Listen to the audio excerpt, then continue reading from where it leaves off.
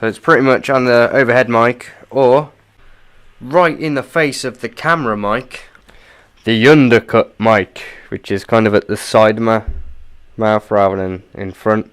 Not that the others were, so it doesn't really matter. Under, it goes under, drops, back up, uppercut mic. I said undercut mic instead of uppercut, didn't I? I fucked that up.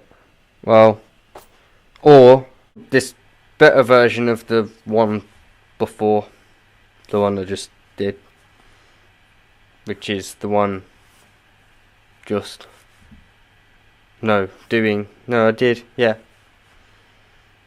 I'm actually gonna do something a bit more useful for you in this video, because I've just chatted shit in like the start of this one and in all the others. So, planning the song, right? I've got a few things, like ideas for, well, planning the song obviously, and then I'm gonna start with ideas to put into the actual lyrics, you know what I mean, concepts to throw in there, or just more of a case of write the ideas out and then it's something to come back to if I run out of ideas, or I just like something enough to want to put it straight in. But I don't know, it's a starting place, I guess that's the main thing, rather than think, right, what's the first line, then the second line. You know, I think the starting point should be, like, think about what you want to put into it, what the concept of the song is about, what the vibe's going to be, stuff like that, and then do all the rest after. So, first off, you do like a spider diagram, which I know sounds like an immature schoolchild type thing, but that will come in handy later, which I'll explain in another video. We use it for buzzwords and obviously, why am I explaining now? I said I'll explain it later. Right, I want to put in something Will Smith said, or at least I think it was Will Smith that said it. Someone tells me it was Will Smith. I've always remembered it to be Will Smith, not that it really matters who said it, but I looked at, like, well, for the source, but I can't find Will Smith saying this anywhere, so it might not have been him, might be my brain just filling in blanks. But he said basically something along the lines of, no matter how shitty he feels in the morning, he'll always get up, get dressed, you know, put a shirt on, and get out there. So that was kind of something inspiring for me, and the song is supposed to be kind of something about being motivated to get things done, basically, and having a, well, it's more about the mentality of a can-do attitude in a way, and yeah. Mention my mental preparation and or morning routine. An example would be, if I was going to have a cigarette in the morning, I'll challenge myself to write like 8 bars first. Well, that's like 16 or 8 line of lyric, depending on measurements and perspective and all that nonsense. Anyway, let's jump on to the next one. Mention how good it feels to achieve goals. Just capture the emotion and explain it, really. That's what writers do. Give examples of times you turned a negative problem into a positive opportunity. I'll have to think about that one. What makes me happy, inspired, motivated, focused, etc., etc. Discuss the attitude of no is not an option. What did I used to do wrong that I see others doing now?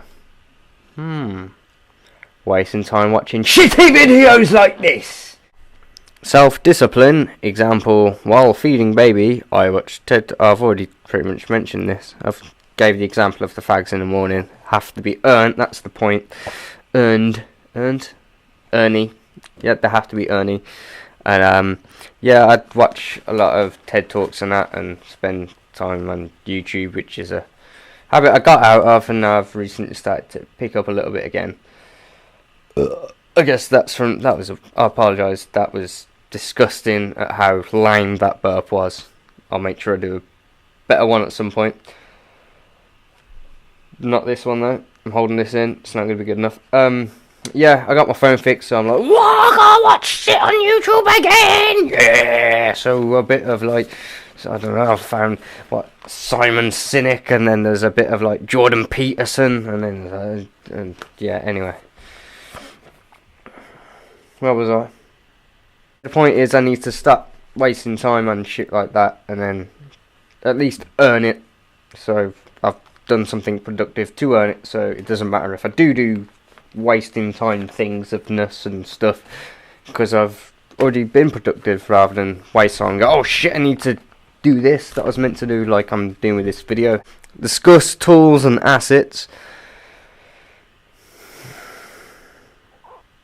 I'm not sure whether to mention this yet. I think I'll mention it in a minute actually, because the next one is tools of mentality. Actually, okay, I thought I was gonna like mention it in the next bit, but I don't, so I'll mention it now. Fuck it. What I mean by assets now, people usually refer to it as like a financial thing. So if you run your own business, or arguably if you have a job, that could be assets, because it's something that generates income, or something you invest in, typically money, sometimes time, whatever, and you know, it generates a cash flow of income in return. Man, my back is fucked. But yeah, I was thinking about other things that could work as assets. You know, I used to think, oh man, if you ain't got a job, then you got no money, and it's kind of like, well, maybe not necessarily, because you got two working hands. I mean, them things alone are like working assets. If you think about it, it's something you're always going to have as well. You don't even have to invest in it. You just, you know, as long as you've got half decent parents that taught you to use your hand. Well, you don't even have to teach them to use your hands. You just, parents that don't neglect. And why am I going into like the fucking deep psychology of it? If you got two working hands and they haven't fell off, or you weren't born with some kind of default that has less hands and stuff, or more, which could be beneficial, maybe, depending on what you're doing. I don't know. But yeah, what other examples I got? I've gone a bit far with this two working hands. You get the idea, I'm sure. If you don't, then stop focusing on your hands and get your brain to work instead. Skills, your talents, you know, things you've learnt to do that are useful over time, or maybe not useful, and you want to just entertain people. You know, that can generate some kind of income, and it doesn't have to be money that's the income. You know, it could be building a community, friendships. It can be like, I don't know, do you fix someone's sink and they give you their favourite pair of jeans or some shit? I don't know. How'd you like them apples? Oh yeah, that's another thing. Your friends, your family, anyone who's not a complete cunt who you still keep in touch with, basically, can be an asset in some way or another. It depends what you want and what you got to give and take and do and not do, and the jazzes of life. Moving swiftly on. Tools of mentality I've noted here, but I'm jumping that to it in a second. I'm literally adding one thing that I've added on to the end of this list, which is pre-choruses. You don't know? No. So pre-choruses are like, typically, it's not a strict rule, but most standardly, right before the chorus, hence pre-chorus. Yeah. So towards the end of the verse, you do like, say you do 16 lines, you do your 12 lines or 14 lines, and then the last couple of lines before the chorus, typically, doesn't have to be, is kind of like a bit more melodic or rhythmical, or there's a bit of a change in it that basically builds anticipation, like makes it more climactic, build into a climax. And I guess this is kind of some things that have helped me become, I would say, more focused in life. I'm not very good at focusing on things, but I don't know, more productive throughout the day, I'd say. More motivated to get things done. I do it with a better attitude, mental attitude kind of thing. But so some of it's, well, pretty much all of it's relevant to the song, but also bits and stuff you can sort of learn on the go if you're not doing this particular song. Pessimism and optimism. Something I want to say on this. I used to think pessimism was this really just stupid, foolish thing of, you know, say like you break a leg, And optimism is all about, well, at least I can still hop around on the other leg, whee! And it's kind of like, well, no, I'm not going to have that attitude, because I've broke my leg, it fucking hurts, and it needs fixing, because I've got shit to do, kind of thing. So, I don't know, optimism just weren't fitting for me. Whereas now, you know, and you would say, like, avoid pessimism, whereas now I see pessimism and optimism as different things, to how most people explain them or describe them, and I see both as equally good tools. It's getting weirdly dark. 1 second. So it didn't really fix up the lighting, it just made it a bit more bronze, really. But I got a cup of tea, so that's always good. Where was I? So pessimism to me is more like when you sort of plan out for the future, you take the time to see what could go wrong. You know, not in a negative way, like, oh, I'm not going to go to the party because it's probably going to be crap because of this and the other. No, it's more like, okay, well, put off by the idea of going to like a party because this and this could happen. So you start to plan, right, how would I go around them things? How can I prepare for that? So pessimism can be a tool in that sense, and then optimism is more kind of like, well, when things do go wrong, and things will go wrong, so you can't plan everything ever, you know, you can't, you know, expect every single ever possibility. So things are going to go wrong, and you know, it's pretty much just a mindset of not letting it get you down and or complain about it, because no one wants to see you complaining, you know, helping yourself, and all you're really doing is blocking good ideas evolving, because, you know, when things go wrong, it sometimes could be like, as they say, an opportunity in disguise, you know. So there could be an opportunity that you wouldn't have considered because you didn't expect the unexpected thing to happen, hence it's unexpected. So, you know, if you stay focused and keep like a strong positive mindset, you can kind of, not always, sometimes, like when my laptop broke, it was just my laptop's broke, that shit, there is no opportunity in that other than to spend more money and that I didn't want to spend and on a new hard drive and all that. But I don't know, sometimes if you take the time, you can look into, well, I didn't expect this to happen, how can I see this situation, these set of circumstances, you know, to be a beneficial thing, like how can it benefit me, how can I readjust it, redefine the same thing, rather than just be like, okay, this has happened, well, that can get to plan, so it's shit, you know, think, right, didn't expect this to happen, but now that it has happened, I suppose I could do this, kind of thing. So anyway, moving swiftly on, moving forwards and onwards and forwards and backwards and upwards and downwards and through the puddles that you swim through and through the canal bridges, but not on the canal, well, not in the canal, but on the canal, sort of surfacing or skimming like a rock. Onwards. Out of box thinking, that's basically number one rule to creativity. I don't care what your IQ is or your academic intelligence or any of that crap. Don't just risk failing, expect to. This is kind of something I come up with myself. Someone on the internet's bound to have said it. But I mean, people still always sort of say, yeah, don't worry too much if you're gonna fail.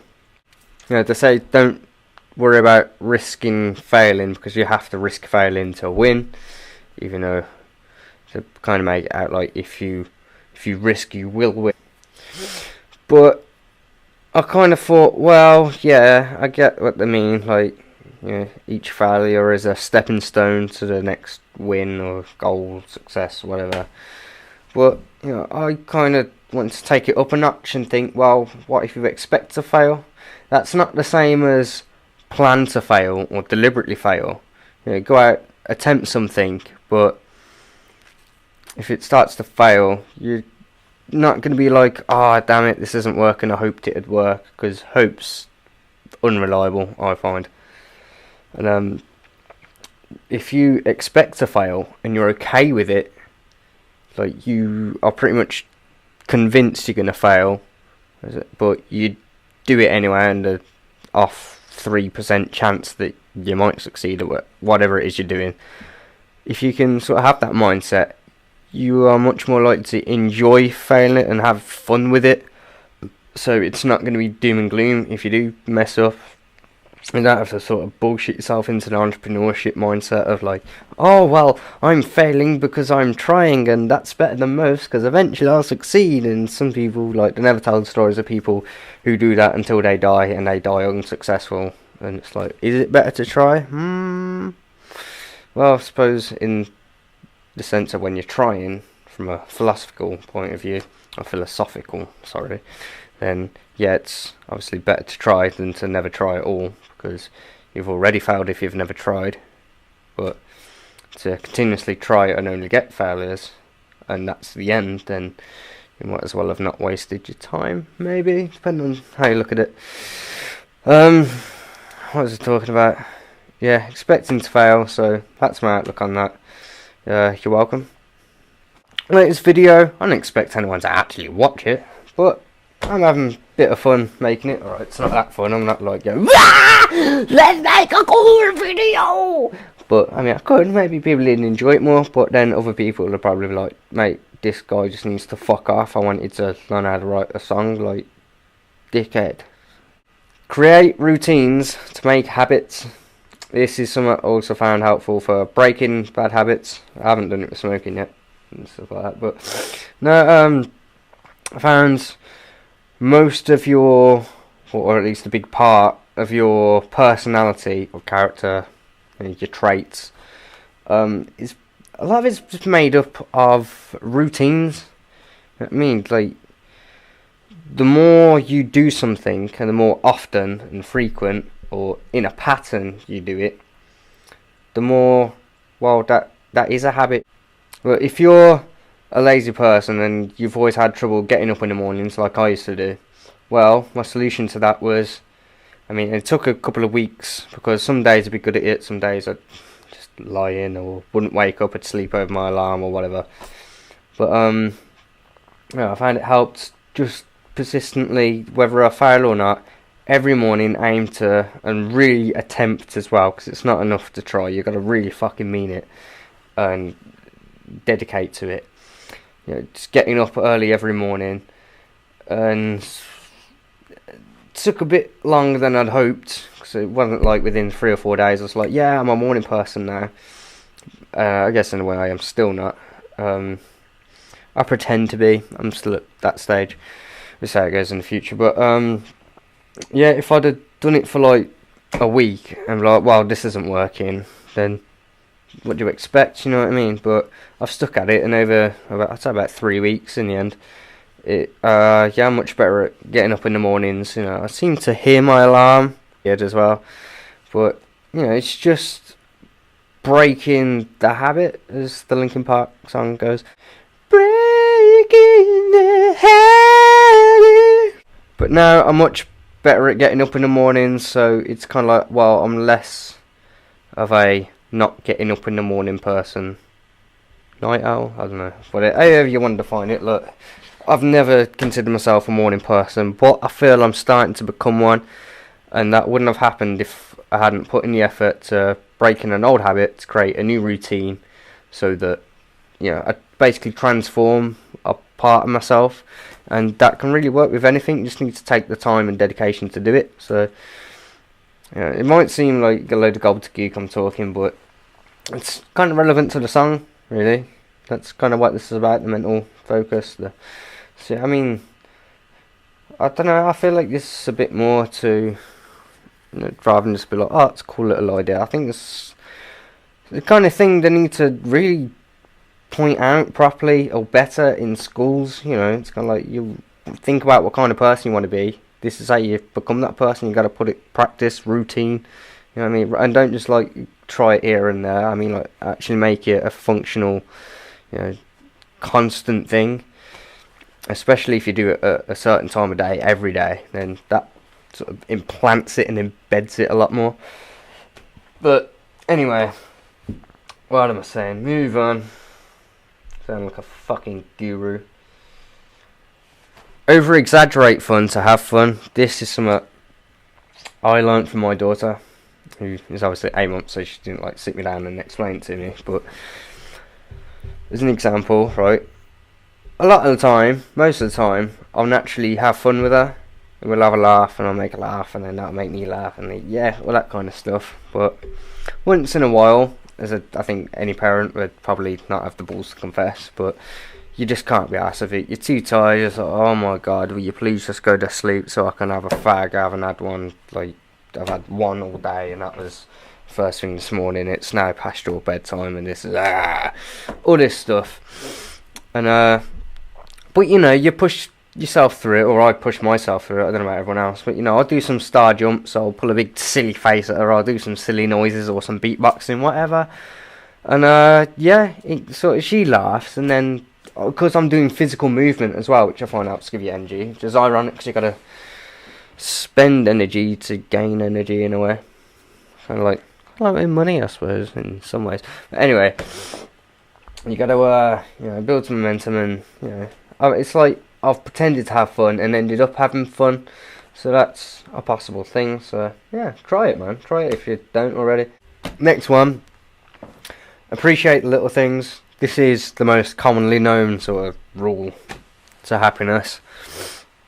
Just to give an example, like you probably don't need one, but I'll do it anyway. It's just popped in my head. I want to make coffee. It's kind of like, well, I think back to all the times where I couldn't afford a cup of coffee. Well, I have to have £2 on my name. It's like, well, I need to get the bus or whatever. It's like, you know. Now every time I just think back on them moments, so I can, you know, when I have a cup of coffee, it's like, fucking hell, man, I've got a coffee, and just be grateful for it. And the other thing is kind of like, I think back to the moments, and now I think, man, if I've got a jar of coffee and a kettle, I've got coffee like on tap. Like, how amazing is that? It's all these little things we just take for granted every day. So I don't know. It's nice to think about these little things, and yeah, I seem to notice a lot more lately. And yeah, man, it's just the little buzzes throughout the day that sort of make an overall happier version of you. Yo, so there was a bit of a video interruption on uploading the last little bit, so I'm just gonna do it now. I'm speaking kind of mellow. Little ones sleep back there. Where was I? Appreciate the little things. Small steps to conquer comfort zones. So the benefit of seeing so many TED Talks is, I can't remember the name of the guy. I will have to post a link somewhere below the YouTube section or whatever. But he inspired people to sort of lie on the ground basically for 30 seconds in like a busy public place as a way of stepping out of a comfort zone. And the idea is you go against all your body's sort of fears. Like, you know, fear comes in different forms. The most common ones being you make excuses up in your head, and after time you don't even realise how much you're doing it, kind of thing. So you justify holding back, you know, even though fear's full of shit and all this.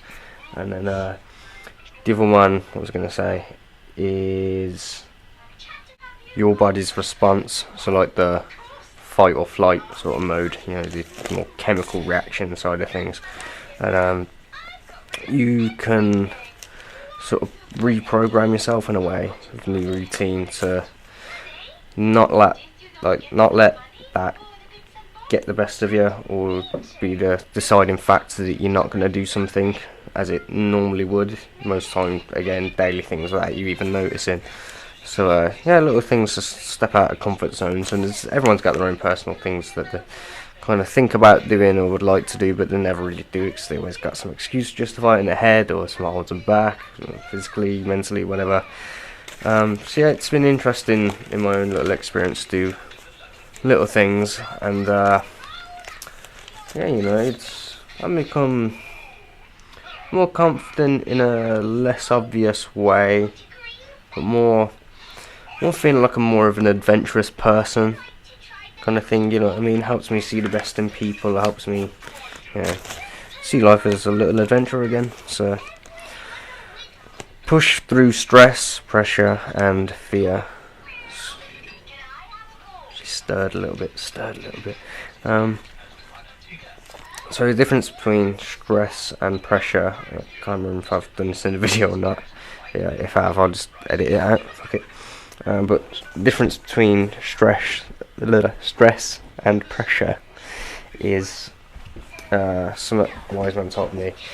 Stress is worrying about something you can't change, whereas pressure is something you should embrace, because pressure is sort of like, can be the motive to get something done, or the sense of urgency, that kind of thing. So if you can embrace pressure and eliminate stress, then that's always a good thing to have in mind, and adds you up to get in the right place for writing the song, like mentally. And it's good wisdom for life in general, really. So win-win-win. There's always something you can get out of it somewhere, surely. Fear, tiredness, just things to push through. I've already just mentioned small steps to conquer comfort zones. That's an example of pushing through fear. And then there's tiredness. That's the case of, I think I've already said with my daughter, you use energy to generate more energy, in a sense of like motion and all that. And what was the last one? Embrace the struggle. That's easier said than done, I suppose. But when you start putting all these little tools and mentality into practice, you do start to embrace the struggle more. It's more like an experience, like a new experience, a challenge, an adventure, all that kind of thing, rather than just, I've got shit to do, so they're chores, and can have this attitude about it. It's more like, let's wake up, fucking see how much we can do today, see if we can beat tomorrow, like get competitive, that competitive adrenaline that you can have in teams, or with your friends or whatever. It's healthy to have, as long as you don't do it like 100% of the time with everything ever, because then you're gonna end up being a selfish dick or whatever. But you get the idea. So I think that's all I got for now, unless I've missed anything I'm bound to have. But can always add it in another video. And it's just a silly little vlog thing where I rant and go way off topic. So eventually, I think I've already said, I'm gonna put it all bite size, straight to the point, because I watch YouTube videos sometimes and I think, mate, just get to the point, you know what I mean? So I'll do a version where it's all bite size and get straight to the point, and I don't know, make the videos look a bit more bright and cheerful or something, and professional or whatever. And but this is just for the starting point, really. You got to start somewhere. So I know it's not brilliant, but something to do. So cheerio. One more thing, my inexcusable excuse for it being so delayed to post and upload a video this time is because I've been on holiday. Happy, inspired, motivated, focused, etc, etc, etc, etc, etc, and so forth and so on, and then onwards and forwards and etc. I know I'm wasting time, sorry. Next one. So the next one is mention. Excuse me, I'm gonna get a drink. This is awful. My lips are dry as a nun's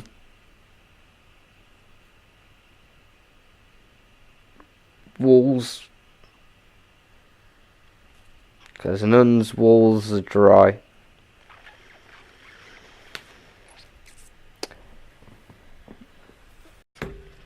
There we go. So I've had a yogurt.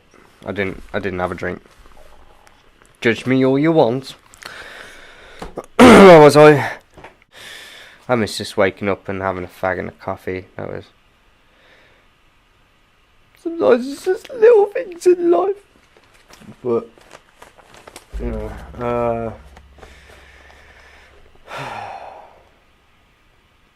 but the point is, what is the point? So basically, pre-chorus is, it's pre-chorus, so it's the bit before the chorus, which is typically a verse, but it's not the verse. Yeah, because it's part of the verse or part of the chorus, depending on how you look at it. It's what links the verse to the chorus, or it could be the end of the verse that's part of the verse but not the verse, and then pre to the chorus, or part of the chorus but then it wouldn't be a pre-chorus because it's the start of the chorus rather than pre-chorus. The point is, Songs do it, so you've got the verse like da da da da da da da da da da da da da da da da da. Obviously, not every verse is in that particular melody. That really didn't come out as I expected it to. Then, ever said that to a girl before? Do la and la do to the other, not that you did. I'm not. Sense. Why? Oh yeah, that's why. Maybe. I'm gonna have to edit this out.